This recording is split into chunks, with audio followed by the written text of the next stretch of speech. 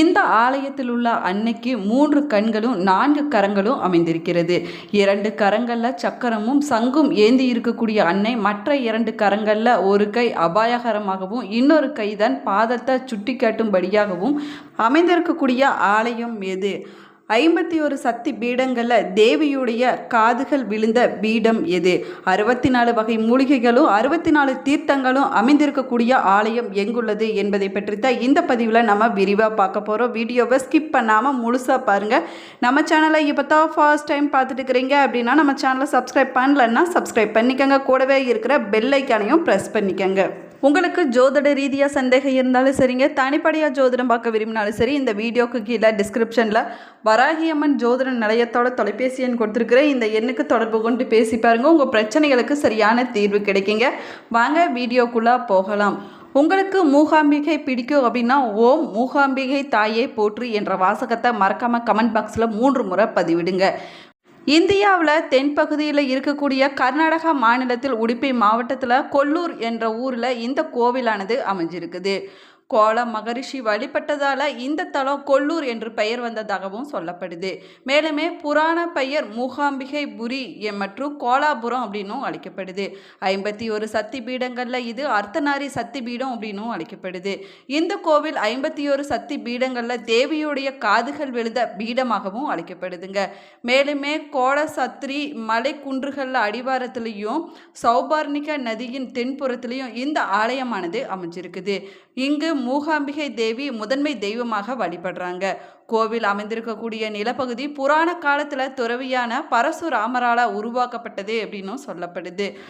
கோவில் முழுவதும் பார்த்திங்கன்னா கேரள ஆலய கட்டுமான பணியில் அமைஞ்சிருக்குதுங்க. கொல்லூரிலிருந்து 25 கிலோமீட்டர் தொலைவில் குடஜாத்ரி மலையை அமைந்திருக்கிறது. அனுமன் சிரஞ்சீவி மலையை தூக்கி சென்ற போது அதிலிருந்து விழுந்த சிறு துண்டு பகுதி குடஜாத்ரி மலை அப்படின்னும் சொல்லப்படுது. இதில் 64 வகையான மூலிகைகளும் 64 வகையான தீர்த்தங்களும் அமைஞ்சிருக்குதுங்க. இந்த மலையில் கணபதி குகை, சர்வநான பீடம், சித்திர மூளை குகையானது அமைஞ்சிருக்குது. இந்த குகையில் கோல மகரிஷி தவம் செய்திருக்கிறார் அப்படின்னு செவிவழி செய்தியாக பரவி இருக்குதுங்க. இவருடைய தேவைக்காக அம்பாள் ஒரு நீர்வீழ்ச்சியை இங்கு தோற்றுவித்தார் அப்படின்னும் சொல்லப்படுது. குடஜாத்ரி மலையிலிருந்து 64 நீர்வீழ்ச்சிகளானது தனித்தனியாக உருவாக்கிய பிறகுதான் அவை ஒன்றாக சேர்ந்து சௌபர்ணிக நதியில் விடப்பட்டதாகவும் சொல்லப்படுதுங்க. அதனால தான் இந்த நதிக்கு சௌபர்ணிகா நதி என்று பெயர் வந்ததாகவும் சொல்லப்படுது. கிருத யுகத்தில் இந்த கோவிலுக்கு மகாராணியபுரம் என்ற பெயரும் இருந்திருக்குதுங்க. இந்த காலத்தில் இதன் கரையில் ஏராளமான முனிகர்கள் தவம் செய்திருக்கிறாங்க அப்படின்னும் சொல்லப்படுது. இந்த பகுதியில் பாத யாத்திரையாக வந்தவர்கள் கோலன் என்ற மகரிஷி ஆவார்.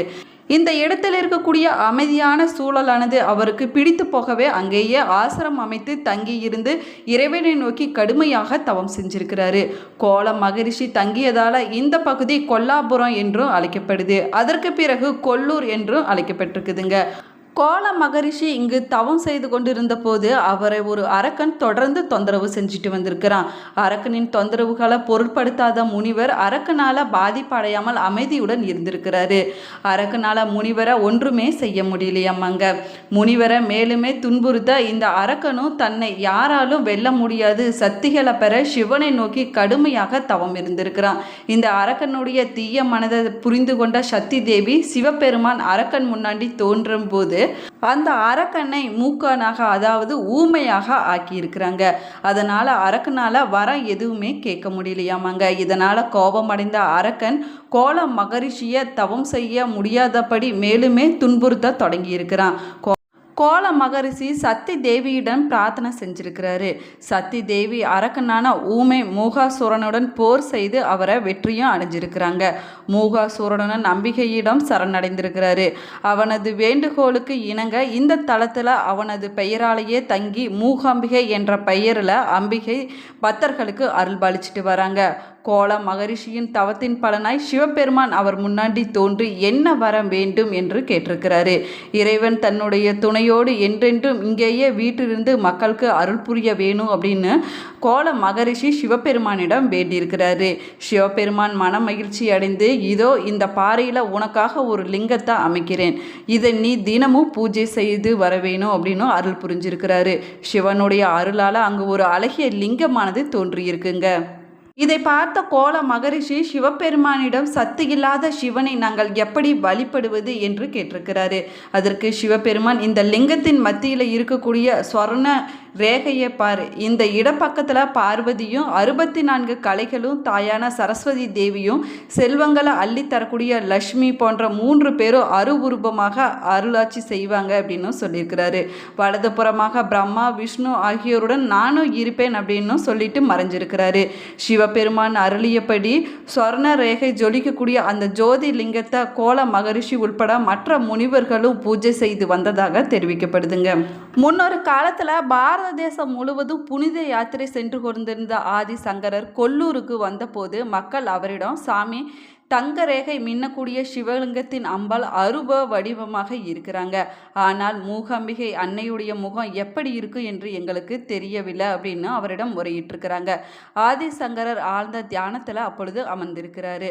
அப்பொழுது அம்பாள் அவருக்கு காட்சி கொடுத்திருக்கிறாங்க. பத்மாசனத்தில் வீற்றிருக்கக்கூடிய கரங்களில் சங்கு சக்கரம், மற்ற 2 கரங்களில் ஒரு கரம் பாதங்களில் சரணடைய தூண்ட, மற்றது வரம் அளித்து வாழ்த்தும் கோலத்தில் அன்னை காட்சி அளிச்சிருக்கிறாங்க. தன் முன்னாடி தோன்றிய அம்பாளுடைய உருவத்தை தேர்ந்த ஸ்தபதியிடம் விவரமாக சொல்லியிருக்கிறாரு. அப்பொழுது விக்கிரகம் செய்ய பணிந்திருக்கிறாரு ஆதிசங்கரர். அதன்படி அம்பாளுடைய அழகிய உருவமானது பிரமிப்பூட்டு வகையில் உருவாக்கி இருக்குதுங்க. ஸ்வர்ண ரேகை லிங்கத்தின் பின்னால் மூகாம்பிகை திருவுருவச் சிலை பிரதிஷ்டையானது செய்யப்பட்டிருக்குது. அதன் அடிப்படையில் தான் ஆதிசங்கரால் ஸ்ரீ சக்கரம் ஒன்றும் பிரதிஷ்டை செய்யப்பட்டது. அந்த சக்கரத்தில் 64 கோடி தேவர்கள் இருப்பதாகவும் ஆதிசங்கரர் அருள் புரிஞ்சிருக்கிறாரு. கோவிலின் பூஜை முறைகள் அனைத்துமே ஆதிசங்கரரே வகுத்ததாக அருள் புரிஞ்சிருக்கிறாரு. அதனால தான் இன்று வரைக்குமே இந்த நெறிமுறைகள் மாறாமல் கடைபிடிக்கப்பட்டு வருதுங்க. மூகாம்பிகை ஆதிசங்கரருக்கு காட்சி கொடுத்த பிறகுதான் அவர் இயற்றியது தான் சௌந்தர்ய லஹரி என்பதாகுங்க. கோவிலின் மூலஸ்தானத்தில் மூகாம்பிகை தன்னுடைய 2 கரங்களில் சங்கு சக்கரமும் ஏந்தி கொண்டு பக்தர்களுக்கு அருள் பலிச்சிட்டு வராங்க.